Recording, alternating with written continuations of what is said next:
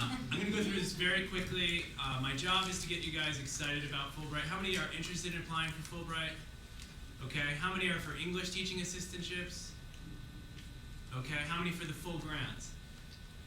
Full grants, you create your own project, independent study. How many are on the fence? Excellent. Thank you.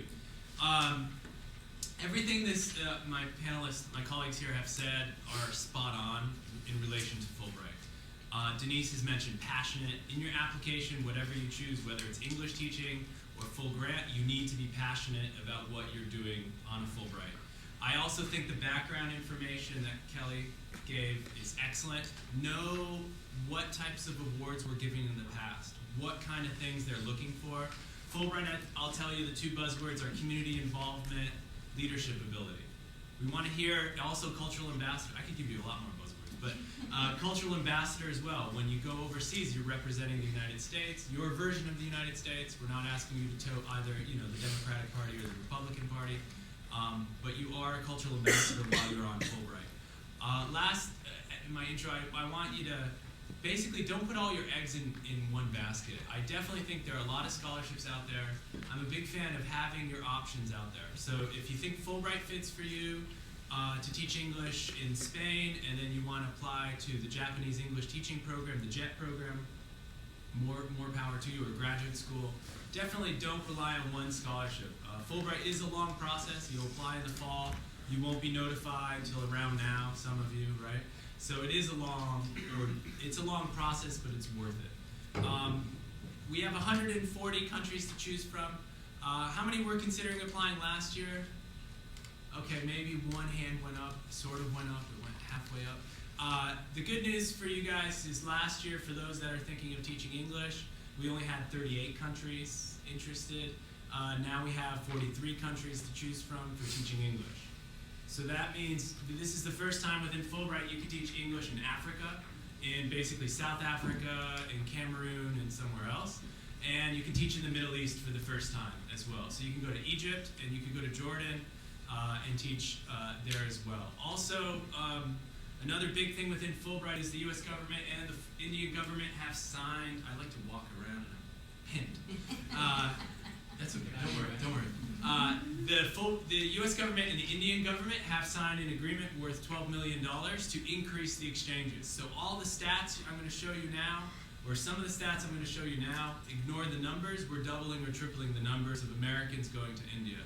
Anyone interested in going to India? You can actually teach English in India as well as do a full grant.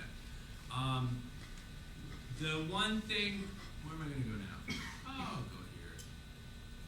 The nice thing about Fulbright, I'm going to highlight if I can do it, my Fulbright MTVU scholarship. On the full grant, it's basically self-designed. You create the project. So it's not Denise and I deciding this is what you should be doing on a Fulbright.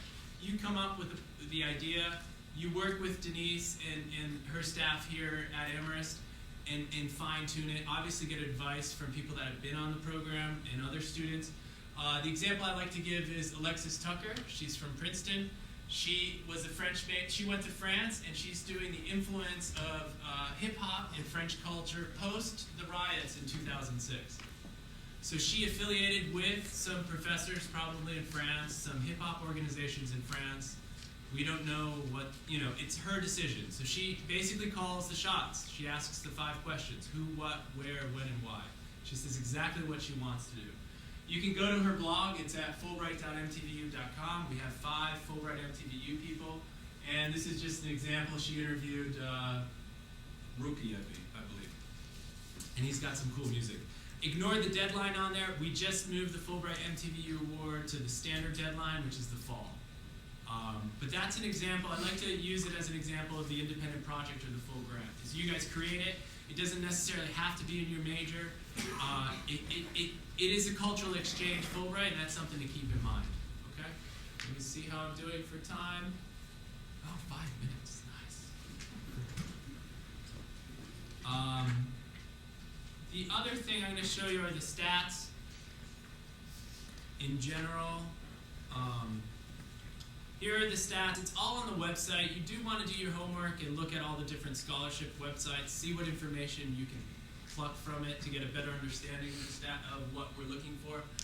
You can see that China, for example, we had 171 applications in '07 for 80 grants. These are the research-based or independent study or full grants. You can also see we separate out the English teaching assistantships into, for example, Indonesia had in '07 66 applications for 34 awards. It's something to keep in mind, the numbers, because we had 7,000 applications last year for 1,500 awards. Out of that, you're not competing against all 6,999 applicants. You're only competing on Fulbright with the country you apply to, or the program you apply to. So if you're applying for Indonesia for the English Teaching Assistant program, you're only competing with 65 people, or whoever applied that particular year. Okay? If you're unsure about what country you want to go to at this stage, I think that's fine. I think you do your research, do your homework, see what countries are of interest for you. In the end, you can only apply to one country for Fulbright. I really wish I could have country A, B, and C, but it is a complicated process, and there's a lot of cooks in the kitchen with Fulbright, so we can't, one country is it. So you have to be completely passionate about the country you apply to. In terms of the affiliation, I am bouncing around, but that's okay. I'm going to give you guys a clue for affiliation. Affiliation for the full, this is only for the full grants, so for those that are teaching English, you can cover your ears.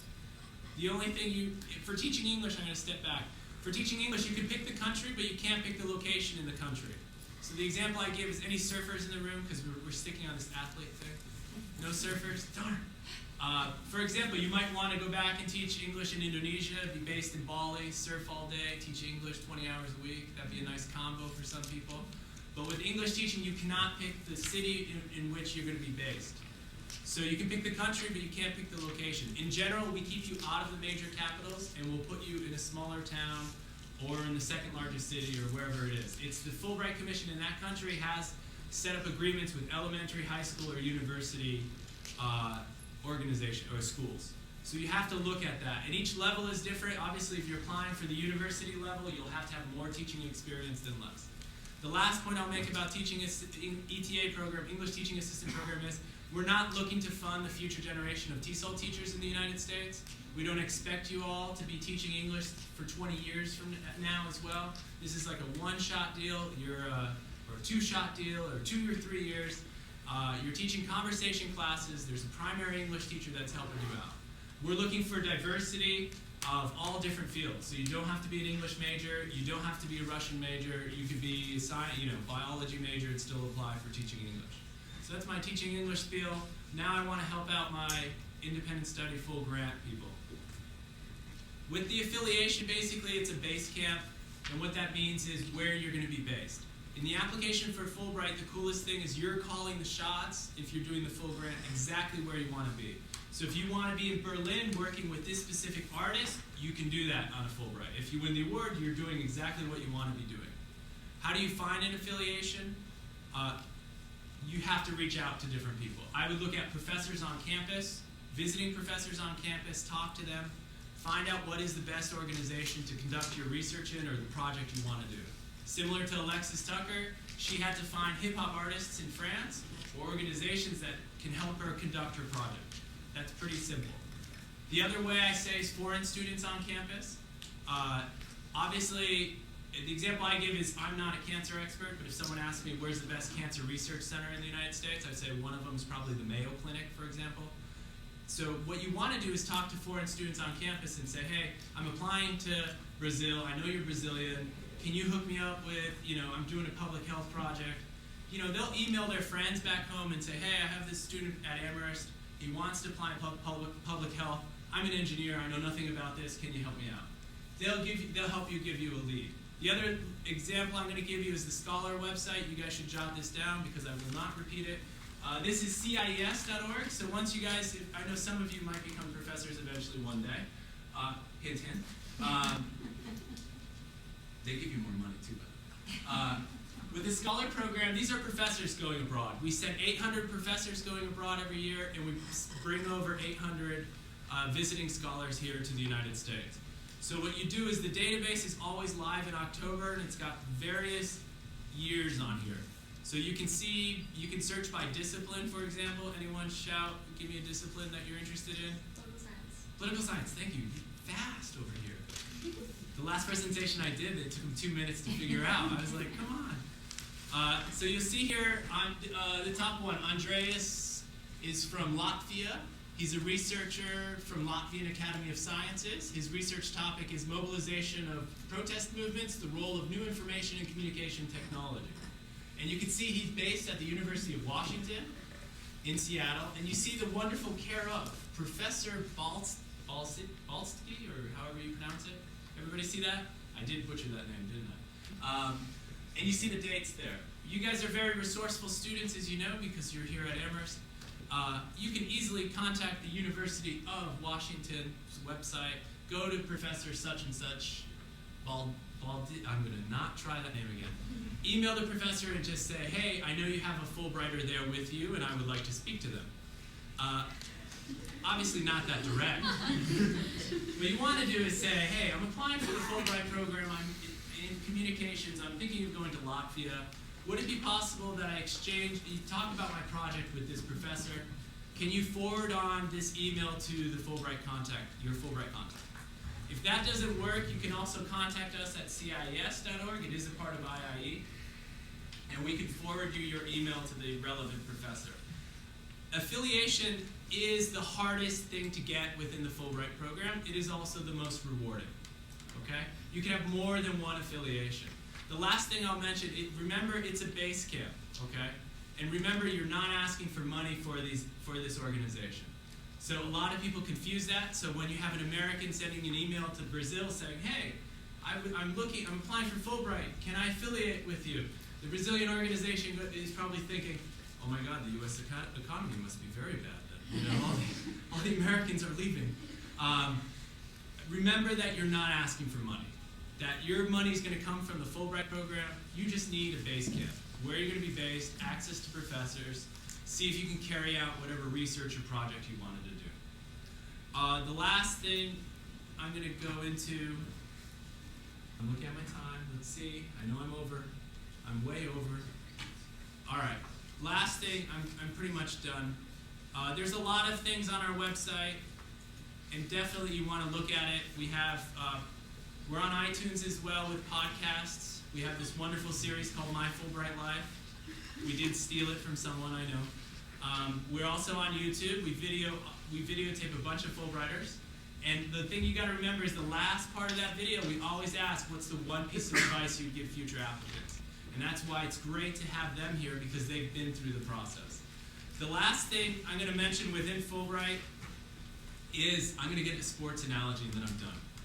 Fulbright, it's a long process. How many runners in the room? Any marathon runners? Okay, you could be. Fulbright is exactly like a marathon. It's a long process. You're going to have to break it up into pieces. Don't think of the big picture, because if you think of the big picture of this application and all the references you need to get and all the transcripts and the project statement and the personal statement, you're going to freeze and not finish the application. So what you want to do is break it up into manageable parts. It's the same thing like a marathon. You don't think of the big picture when you run a marathon. You think of the first 10K, the second 10K, and keep going. And it also applies to training. You can't do the Fulbright program overnight. That's why I like this marathon analogy. It takes a few months at least to get the application ready.